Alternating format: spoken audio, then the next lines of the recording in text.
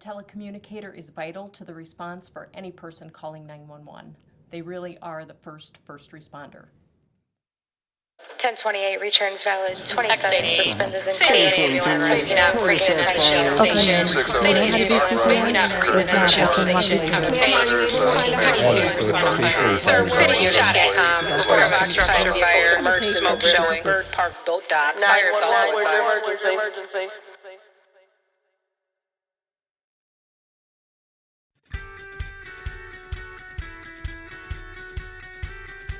This can be the most stressful and rewarding job all at the same time. We handle people's calls on their worst day. It's one of the bigger challenging things for me for this job is the fact that we have to do so much in so little time, and what we do is actually really important. You're working a fire, you're running traffic stops, the phones are ringing off the hook. So you can go from taking a call for a mother that's delivering her baby to a woman who has found her husband of 50 years on the ground. We have to make sure that we get emergency services and even non-emergency services to the callers. We have to make sure that we're paying attention to our units, our police officers, our EMS, our fire departments. Major accidents with possible fatalities. We also deal with suicidal subjects, whether someone's calling in for them, if they've come across their situation, or they're calling for themselves. So there's a lot of emotions behind the types of calls we deal with. It can be very stressful trying to get the information needed from a caller who is frantic. A lot of times they're screaming, and it's just really hard to get that information sometimes. You're also worried about your officers and your first responders that are going to the scene, as well as possibly talking to the same caller of the call that they're going to.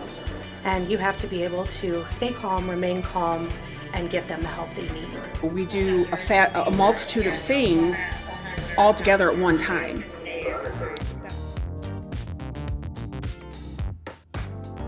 So multitasking for a dispatcher is kind of a unique skill as opposed to what multitasking would be for other professions. We don't have just select call takers, select dispatchers.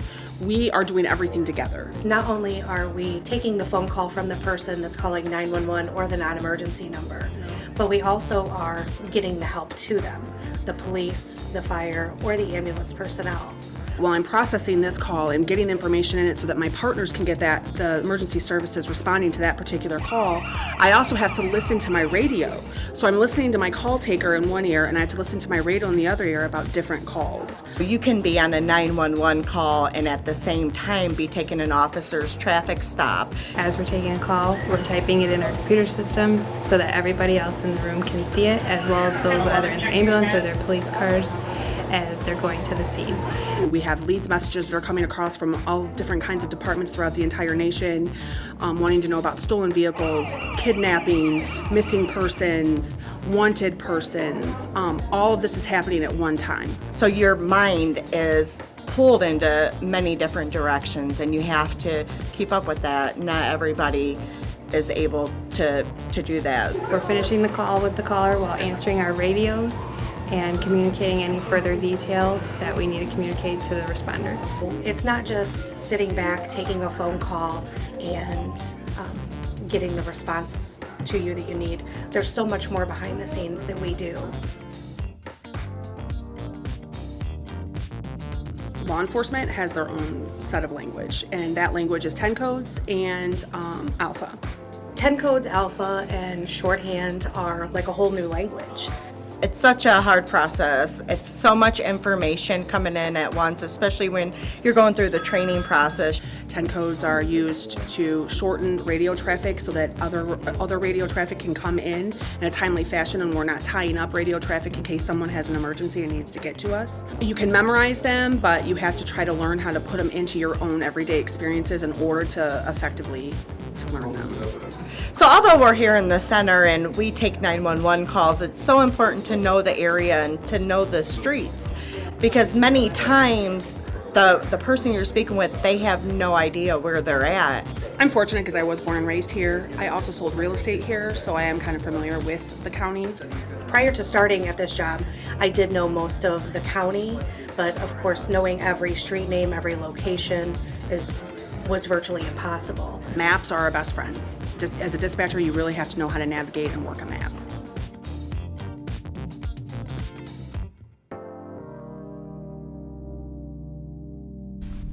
Our screening process includes a series of tests. The first being critical, which is computer-based and tests for things like typing speed, accuracy, multitasking, map reading, memory recall, call summarization, and reading comprehension. Upon successful completion, the EEP test is administered.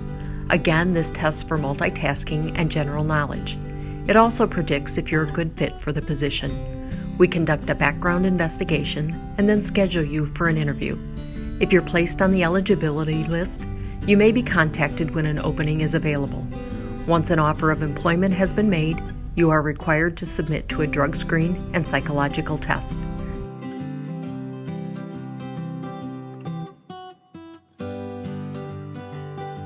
And then once you pass all of that and you become hired, you start in a classroom environment, which is a minimum of 2-week environment where we teach you the basic. You're going to learn your 10 codes, you're going to learn your alpha, you're going to learn your beats, you're going to learn all your different jurisdictions, you're going to learn how to use a radio, you're going to learn to use the CAD system, which is a computer-aided dispatch system.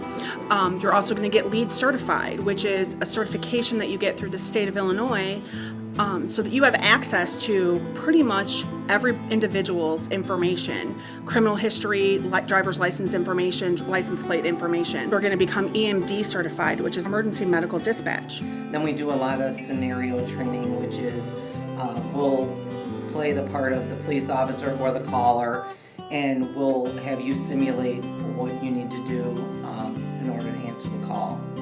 Once you pass the classroom and you can do the fundamentals or the basics, you come out onto the floor and you're going to go through 3-phase increments onto the floor. Your first phase, you're going to learn how to police dispatch. Your second phase, you're going to learn how to fire dispatch. And your third phase, you're going to learn how to call dispatch, how to be call taking. And then you're going to put it all together. We have a minimum of a 12-week training program. However, we do extend it up to 16 weeks just to make sure you're comfortable and confident and ready to go. That's the one good thing about working as a dispatcher in a comm center where you have more than just 1 or 2 people. You're never alone. There's always help to help you get through these difficult calls. And so once you are released on your own, you're not on your own. That's the one thing that I will always say about this job. I've never felt alone, not in any situation, no phone call, fire problem at all. Everybody in the room is willing to help out, and you're learning new stuff every day. So you get to share the work environment and share the workload, and we're all here for each other.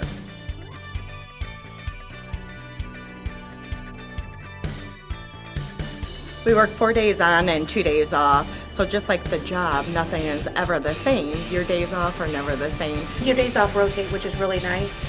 You don't always get stuck with, say, having a Monday and Tuesday off every week. Your days off change every week. In a 7-day work week, you still work 5 days, but you at least get that 2 and 3 days off a week to recoup and get your mental health back in order before you come back into work. Every 6 months, we change shifts. So if you're on second shift, you would go to midnights. If you're on midnights, you would go to first shift. Every June and December are the shift rotations. Some people may prefer to stay on midnights, and they would do a trade with somebody else. People are flexible here and willing to trade shifts with you. I feel like shift work has really benefited me and my family. I'm a new mother. I just had a baby in September, and my husband works days. So us having to get a sitter for a baby is only a couple hours, a couple days a week versus trying to find a daycare all day, Monday through Friday.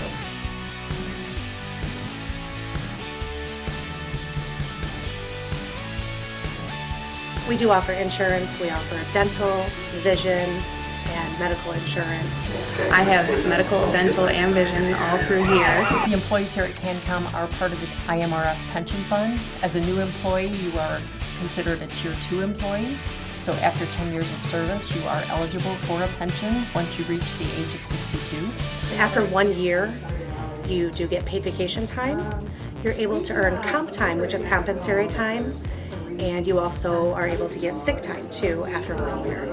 You also get several personal days that you can use as well.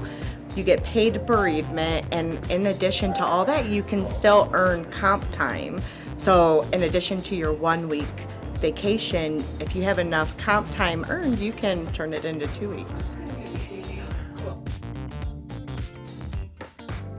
So I've been here 2 years now. For 14 years. 12 years. For 14 years, I've kept with this job because it's a secure job. So as a dispatcher, especially here at Kancomm, this is a career-based job. It's not a kind of, you're fortunate in the fact that you don't have to have a degree or experience. We train on site. So our minimum age is 18 to apply here. So if you're just graduating from high school, you may want to consider applying here. It's a good position. You can make a career out of it. We have people here from 10 to 30 years. 30, 32, 35 years. It's a fulfilling career, it's a reward, it's a unique skill set. It's not a job that is going to close down anytime soon. I also like helping the community. It takes a special person to do this job, and if you think you've got what it takes and you're able to mentally multitask and you're ready to be a part of our family, come join us. Come join our team. Come work for our family. You'll love it. To get started, call Kevin McGovern or Sherry Reinbacher to schedule your critical test.